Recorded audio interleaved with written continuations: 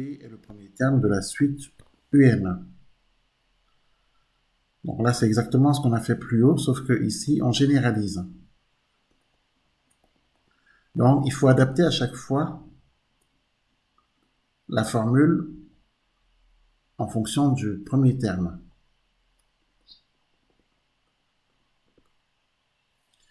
Donc, ça veut dire que si par exemple U5 est le premier terme, on aura la relation UN égale premier terme U5 fois Q à la puissance N-5. C'est ça que ça veut dire. Si U5, premier terme. Donc, on adapte à chaque fois. Donc, si U10 est le premier terme de la suite, on aura UN égale U10 fois Q à la puissance N-10. Bon.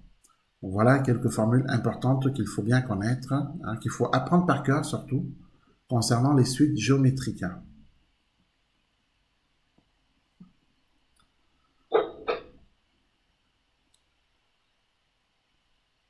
Pour les suites arithmétiques,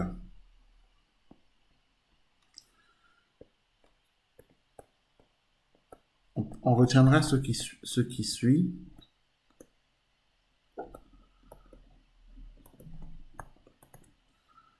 Pour les suites arithmétiques, on retiendra que si UN est une suite arithmétique,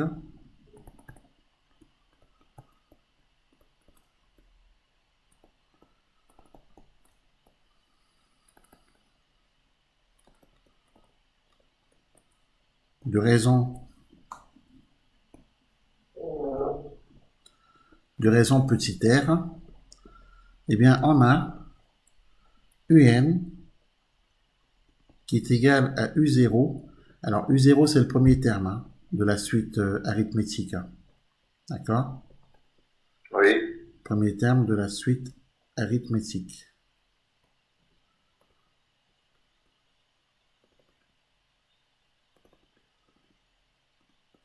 Plus, donc U0 plus N fois R. Et pensons que R, c'est la raison de la suite arithmétique. Hein. Raison de la suite arithmétique.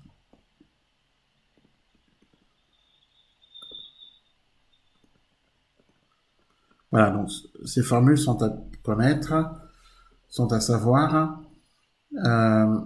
Ensuite, si le premier terme, c'est U1 au lieu de U0, à ce moment-là, il faut adapter la formule. Donc, on va écrire U1 plus N moins 1 facteur de R. Parce que l'indice 1 qu'on a ici, on le retire ici à N. D'accord? C'est pour ça qu'on a N moins 1 R. D'ailleurs, on peut continuer. Hein. Si le premier terme, alors, bien sûr, on va écrire que U1 premier terme, d'accord? Donc ça, c'est si U1 premier terme. Alors, on a ceci.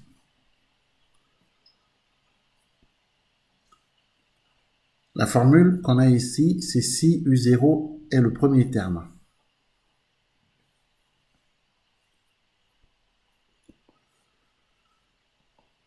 Si U2 est le premier terme,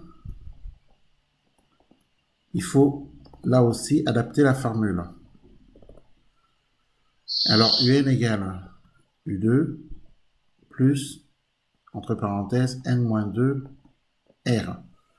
Donc on voit bien que là aussi on adapte en fonction de l'indice du premier terme. Donc on retire cet indice ici.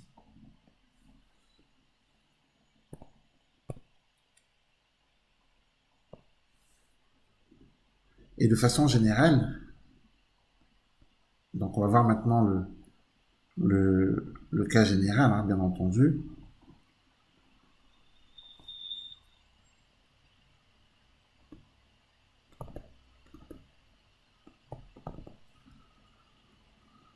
Donc si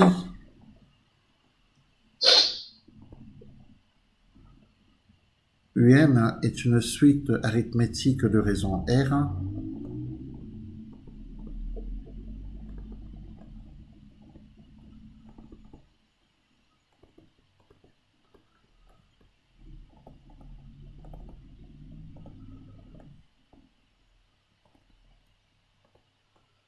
D'accord? Eh bien, on a UN qui est égal à UP, U indice P, donc U indice P c'est le premier terme, d'accord? Alors évidemment, il faut penser que P est un entier, on va l'écrire d'ailleurs, hein, puisque P est un entier. Alors, si UN est une suite arithmétique de raisons R, si N et P sont des entiers,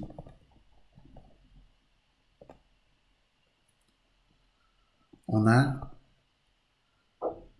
UN égale UP plus N moins P R. Donc, rappelons que ici, l'indice P de UP,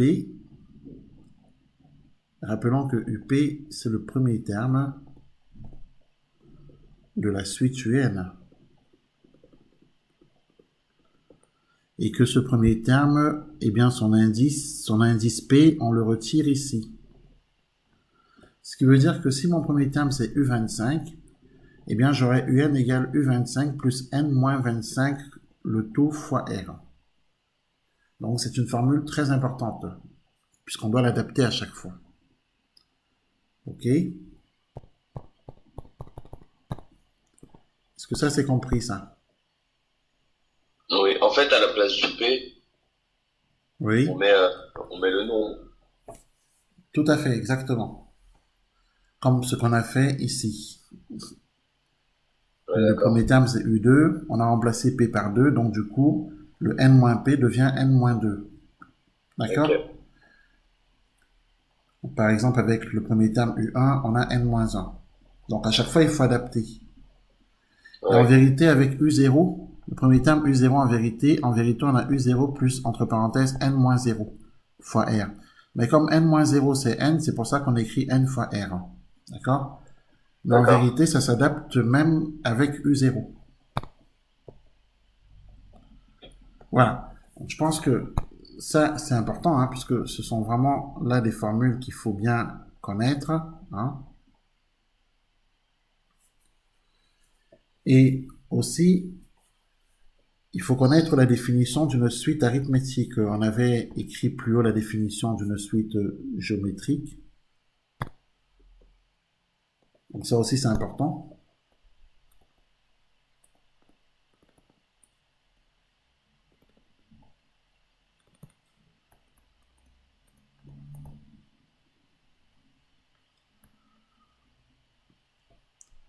Eh bien, il faut penser que une suite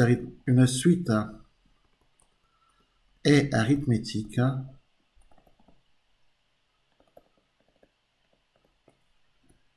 s'il existe un nombre R tel que, pour tout entier n,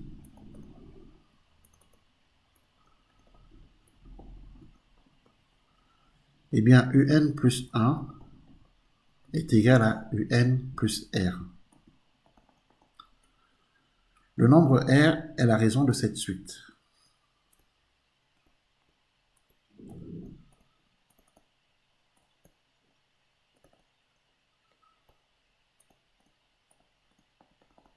Voilà. Je rappelle que pour une suite géométrique, on aura plutôt un plus 1 égale Q fois un. Voilà. Pour une suite géométrique, on multiplie la raison, on multiplie un par la raison. Pour une suite géométrique, on ajoute à un la raison. Voilà la différence entre les deux.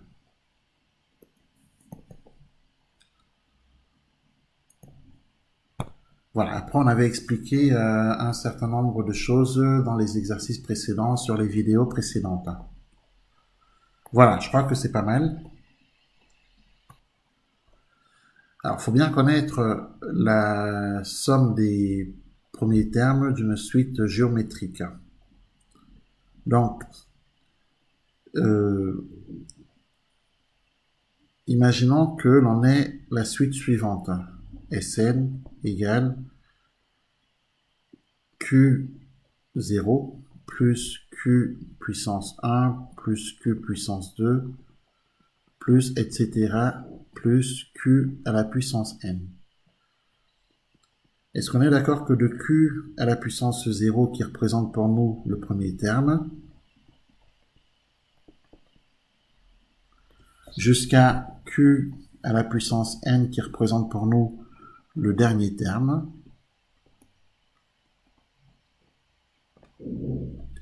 donc de Q puissance 0 à Q puissance n, il y a n plus 1 terme.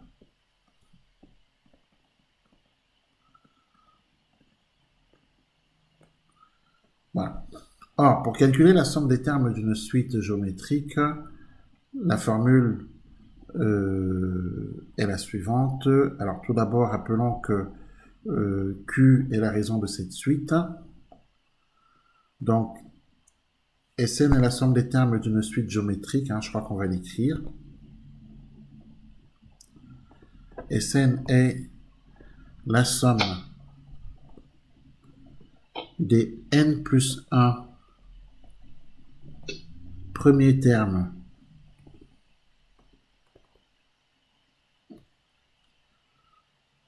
d'une suite géométrique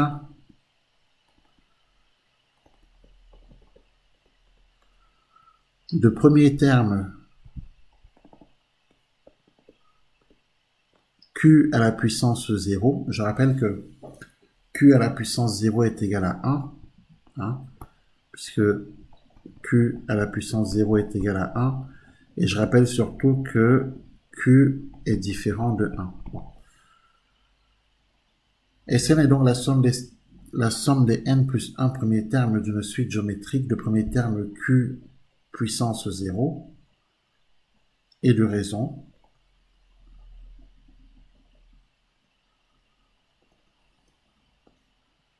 Q et de raison Q, sachant que Q est différent de 1.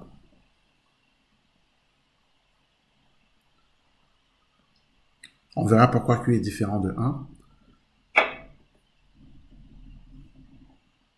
Donc, Sn,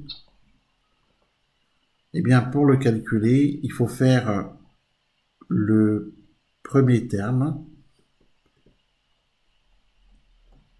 multiplié par 1 moins la raison à la puissance nombre de termes divisé par 1 moins la raison. Donc Sn égale, alors le premier terme c'est Q à la puissance 0 qui est égal à 1 fois 1 moins la raison c'est Q, nombre de termes c'est n plus 1 terme divisé par 1 moins la raison.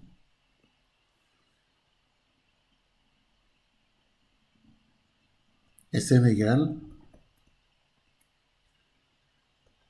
1 moins la raison à la puissance n plus 1 sur 1 moins la raison. Le 1 qui est ici, on l'a supprimé puisqu'en fait, il est facultatif ici.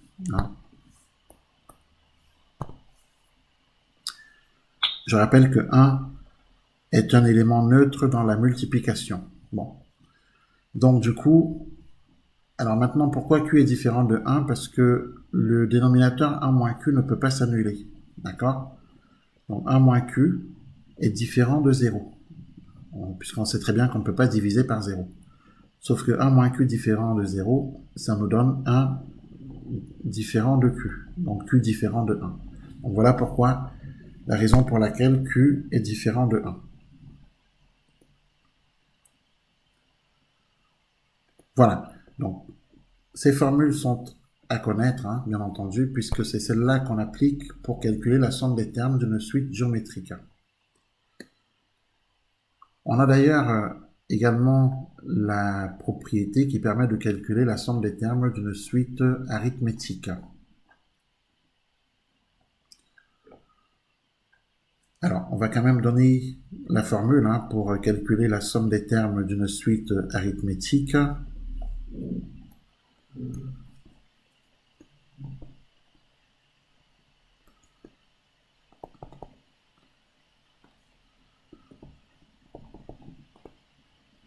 Alors, toutes ces formules, comme je l'ai dit précédemment, sont à savoir. Il faut bien les apprendre, il faut s'entraîner à les appliquer.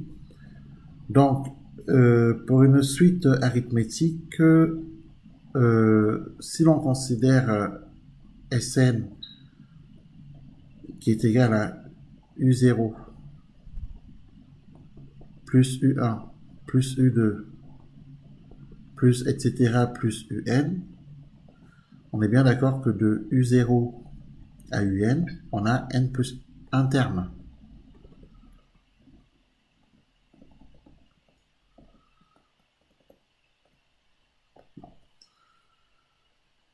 La formule qui permet de calculer la somme des termes d'une suite arithmétique,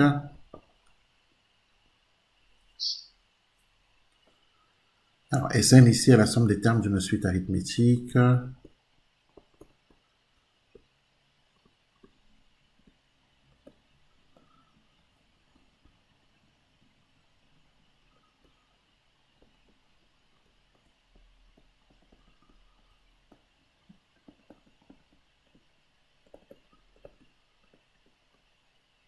Voilà. De premier terme U0 et de raison R. On va noter R, la raison de la suite arithmétique.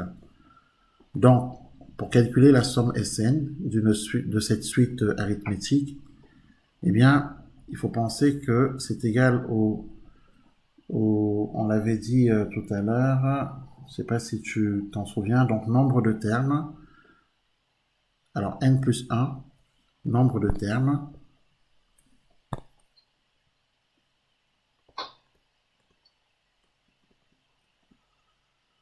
Nombre de termes multiplié par premier terme. Alors, premier terme plus dernier terme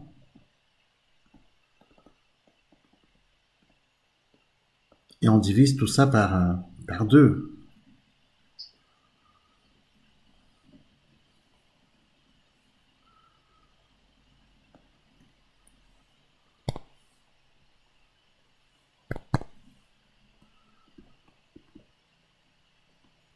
Donc, on a Sn qui est égal. Alors, pour nous, le nombre de termes, c'est n plus 1, hein, puisqu'on a n plus 1 terme. D'accord? Tout ceci sera multiplié par le premier terme qui est pour nous U0, plus le dernier terme UN, divisé par 2. Voilà. Et à partir de là, on a la somme des termes d'une suite arithmétique. Bien sûr, on remplacera U0 et UN par les expressions que l'on aura trouvées lorsqu'on nous proposera un exercice. Voilà, c'est tout ce qu'on pouvait dire hein, sur les suites arithmétiques et géométriques hein, aujourd'hui. Oui. Bon, la prochaine fois, on en dira davantage. Donc, pour l'instant, il faut travailler ça déjà. Bien apprendre les formules, les appliquer, refaire l'exercice qu'on a fait et refaire les exercices vus en classe. Voilà. Des questions? Ouais. Oui, on n'a pas planifié le prochain cours. Très bien, on va le faire.